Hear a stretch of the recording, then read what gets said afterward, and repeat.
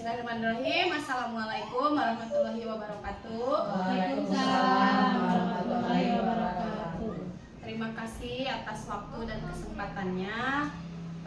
Di sini saya akan menerangkan tentang tugas rencana tindak lanjut, yaitu dari tugas PKG PJOK Kabupaten Bandung. Saya sendiri Sri Ratnasari, kelas 4, akan memaparkan tentang program sehat bersama membangun kesehatan fisik peserta didik melalui pembelajaran kolaboratif di sekolah. Nah, sebelumnya biar pada semangat dulu ya, kita tepuk semangat dulu, oke? Siap ya? Siap. Tepuk semangat. Semangat. Oke, kita kan sudah punya namanya Kombel ya. Kombel kita itu ceria. Sudah tahu ceria apa? Ceria. Nah, coba ceria.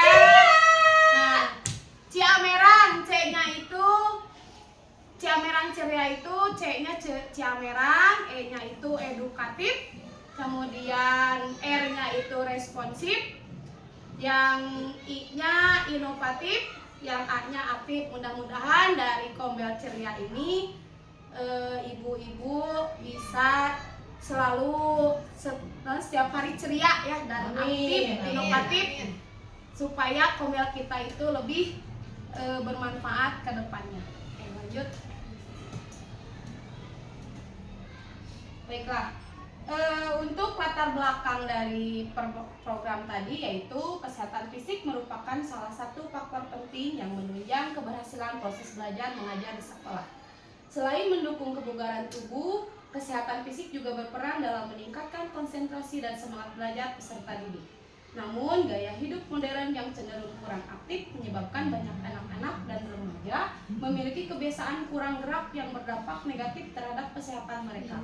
Oleh karena itu, sekolah perlu mengintegrasikan program kesehatan sekolah yang menarik dan kolaboratif, baik dalam pembelajaran PJOK maupun di luar kelas, untuk mendukung gaya hidup sehat dan aktif pada peserta didik. Di sini sudah jelas ya, terkadang anak-anak itu sekarang mager atau malas bergerak, adanya handphone, jadi olahraganya pun kurang semangat gitu ya. Jadi istilahnya mah kanu HPW gitunya teu aktif, kalakah gadget gitu. Jadi kebanyakan gaya hidupnya itu cenderung lebih mager teh ya, malas bergerak. Oke, lanjut.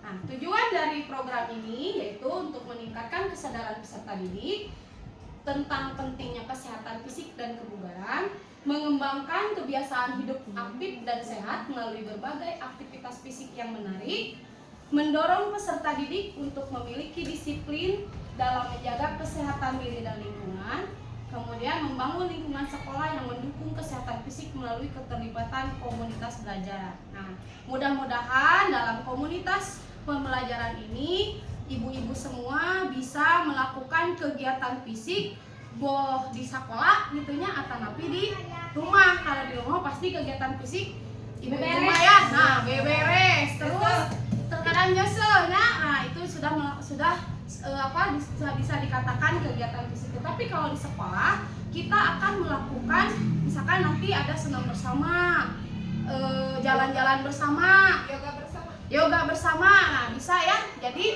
untuk menjaga kebugaran kesehatan fisik kita ya.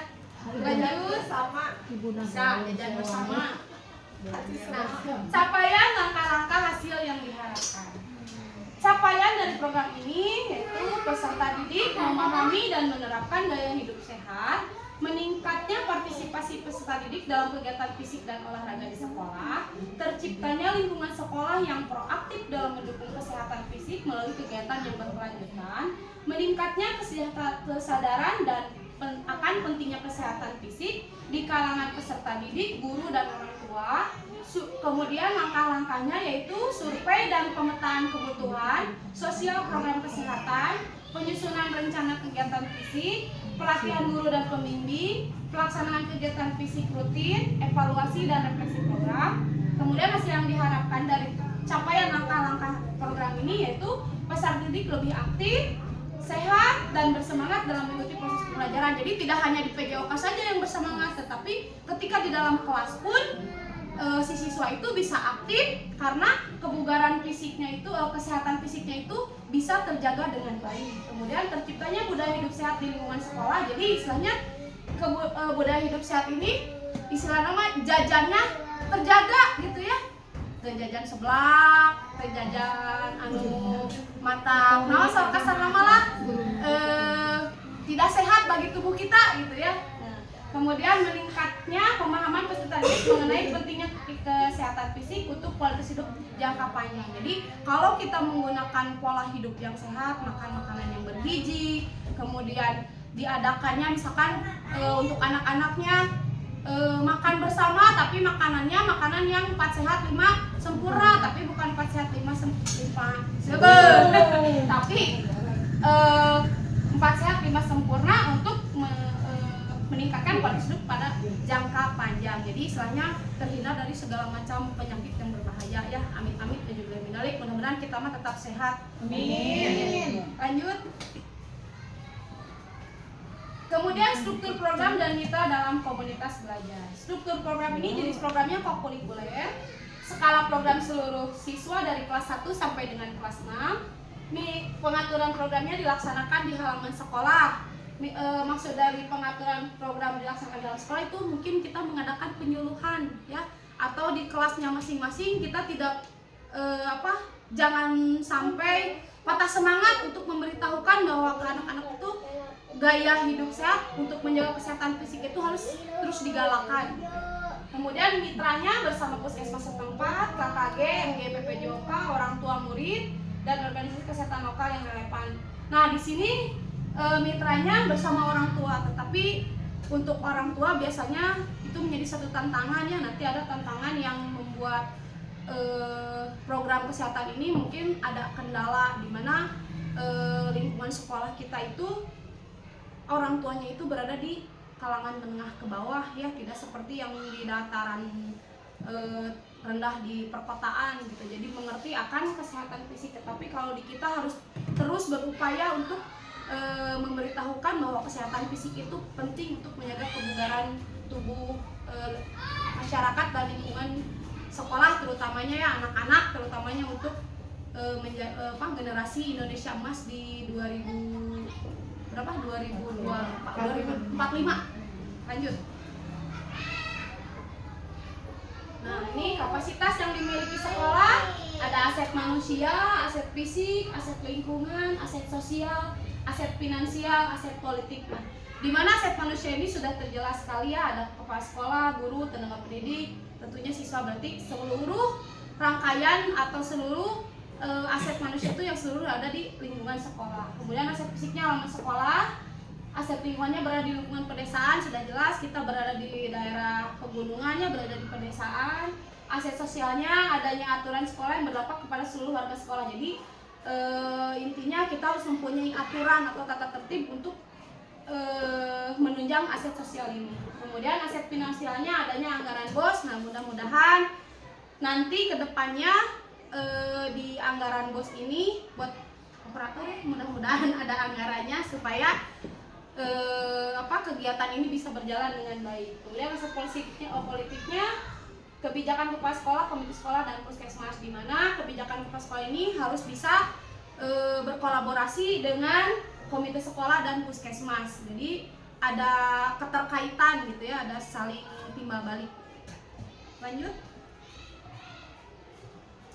Nah, rencana evaluasinya itu ada evaluasi mingguan, laporan pelaksanaan kegiatan fisik dari masing-masing kelas. Misalnya satu kelas itu misalnya ada latihan senam satu hari itu, atau dalam jangka 1 minggu itu ada berapa kali, atau 1 bulan misalnya di minggu berapa gitu. Nanti ada laporannya. Kemudian evaluasi bulanan, refleksi dan diskusi antar guru PJOK, guru kelas, dan pihak sekolah untuk melihat perkembangan program. Jadi saya di sini tidak bekerja sendiri, tetapi saya meminta keterlibatan ibu-ibu semua, terutama wali kelas, untuk bisa mengajak anaknya dalam kegiatan program ini gitu ya. Jadi untuk terus menggalakkan. Kemudian evaluasi akhir semester, laporan capaian peserta didik, serta survei feedback dari seluruh peserta. Ya, nanti di sini ada evaluasi akhir semester, di mana setelah dari awalnya mingguan, kemudian bulanan, nanti ada di akhir, bisa juga ini masuk ke dalam P5 ya, bisa juga nanti ada kegiatan P5. Jadi untuk programnya ini misalnya senam bersama atau makan sehat bersama, nah itu jadi kedepannya bisa berkesinambungan ya. Lanjut, kemungkinan tantangan dan solusi. Ini tadi yang saya katakan, tantangannya kurangnya motivasi atau antusiasme peserta didik, keterbatasan fasilitas atau peralatan, ketidakseimbangan dalam partisipasi karena kondisi kesehatan yang beragam. Nah, di sini ada solusinya. Solusinya yaitu memberikan kegiatan yang bervariasi dan menarik, serta memberikan reward bagi peserta didik yang aktif mengikuti kegiatan, mengoptimalkan fasilitas yang ada dan bekerja sama dengan pihak luar seperti donatur atau mitra komunitas kesehatan untuk melengkapi kebutuhan, menyusun kegiatan fisik yang dapat disesuaikan dengan kemampuan peserta didik sehingga semua dapat ikut berpartisipasi sesuai kapasitasnya masing-masing. Nah, di mana untuk solusinya ini mungkin nanti ada tes kebugaran jasmani ya. Jadi misalkan ada tes sit up, push up atau back up dan lain sebagainya. Kemudian lompat tali ya tentang kebugaran jasmani. Kemudian ada lagi penyuluhan dari pihak puskesmas gitu ya, supaya kegiatan ini bisa berjalan dengan sebagaimana yang diharapkan. Oke, lanjut. Kesimpulannya, kesehatan fisik adalah kunci untuk menjalani kehidupan yang produktif dan aktif melalui olahraga teratur, pola makan yang seimbang, tidur yang cukup, serta gaya hidup aktif. Kita dapat menjaga kesehatan tubuh dan meningkatkan kualitas hidup dengan merawat tubuh secara menyeluruh. Kita tidak hanya mencegah penyakit tetapi juga memperkuat energi dan vitalitas sehari-hari. Nah, sudah jelas ya di sini kesehatan fisik adalah kunci menjalani kehidupan yang produktif dan aktif. Apalagi sekarang usia kita sudah tidak muda lagi ya. Tapi kalau misalkan kita ya ini mah istilahnya fisik kita kelihatannya seperti muda, tetapi dalam diri kita itu sudah kelihatannya terkadang suka sakit kaki, suka sakit, apalagi sakit saku ya kita mah. Nah, untuk itu mudah-mudahan dengan adanya program ini kita bisa punya itu kebanyakan makan makanan yang tidak sehat, masuk gigi tidak sehat ya. Jadi istilahnya dapat menjaga kesehatan sehingga kita bisa lebih bisa berumur panjang misalnya ya. Amin. Dengan program ini, mudah-mudahan program ini bisa terrealisasi dengan baik. Oke, terakhir lanjut. Terima kasih. Terima kasih ya. Terima kasih. Nah, mungkin sekian dari saya, tetapi untuk selebihnya ada refleksi atau umpan balik tentang atau ada yang mau ditanyakan, saya persilahkan. Ya, silakan. Boleh nanti orang penanya. Terima kasih atas uraiannya jelas. Ya. Cuma tadi kan ada survei ya. Ya. Survei itu baiknya bagaimana? Apakah dengan kertas atau lewat HP gitu? Itu mungkin ya. Ya.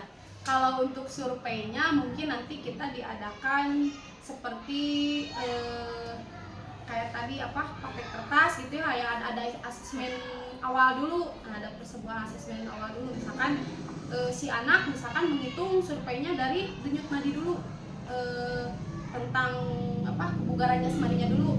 Kita ngetes dari denyut nadi sebelum beraktivitas, kemudian setelah beraktivitas. Nah, ibu-ibu juga bisa di rumah misalkan sebelum beraktivitas kita cek denyut nadi dulu selama 30 detik, dicek ada berapa, hitung, terus kita melakukan misalkan beberesnya beberapa jam, selesai, kemudian cek denyut nadi apakah meningkat kebugaran jasmaninya atau tidak. Jadi mungkin seperti itu, jadi bisa dicek dari denyut nadi. Ya, makasih. Sama-sama, terima kasih. Ada lagi? Satu lagi. Ya, silakan. Ada lagi. Oke, pertama-tama mengucapkan terima kasih ya kepada industri atau ibu industri atas pemaparan dan ilmunya. Tadi kan fokus di kesehatan fisik ya. Yang mau saya tanyakan itu ada hubungannya tidak kalau kesehatan fisik tadi kan perhatiannya ke fisik ya, apakah kita juga sebaiknya memperhatikan kesehatan mental atau pikiran kita yang dikorelasikan dengan kesehatan fisik. Ya, tentang korelasi dengan kesehatan mental ya, itu justru ini ada keterkaitannya, sangat berhubungan erat sekali ya, karena kalau kesehatan fisik kita melehoy, otomatis kesehatan mental kita pun terkadang suka stres ya. Kalau kita tidak bahagia, tidak sehat, mau bahagia istilahnya, jadi kesehatan mental pun pasti akan terganggu. Jadi kalau untuk misalkan korelasinya itu sangat berhubungan baik ya antara kesehatan fisik dan kesehatan mental, karena ya itu tadi, kalau misalkan yang namanya kesehatan fisiknya lemah, apalagi pesak, ya otomatis kesehatan mental pun bakal terpengaruhi gitu. Untuk solusinya yaitu kita harus banyak berbahagia, seperti yang kita ceria ya, tidak boleh hilangkan seluruh masalah di rumah. Kita istilahnya datang ke sekolah dengan hati yang ceria, selalu ceria gitu ya. Jadi sama seperti kombel kita, jadi istilahnya lupakan masalah, kita bahagia menyambut anak-anak. Mudah-mudahan dengan program ini, alhamdulillah kedepannya mudah-mudahan kita bisa selalu ceria dan bahagia dan terhindar dari kesehatan mental itu. Ya, terima kasih. Sama-sama. Sudah cukup? Oke. Terima kasih. Motonya Ya. disanain ke Pesano. Ya betul. Sekali lagi, Cihamerang ceria. Cihamerang ceria. Terima kasih atas waktunya. Mohon maaf bila ada salah kata. Wabillahi taufiq wal hidayah. Wassalamualaikum warahmatullahi wabarakatuh. Waalaikumsalam warahmatullahi wabarakatuh.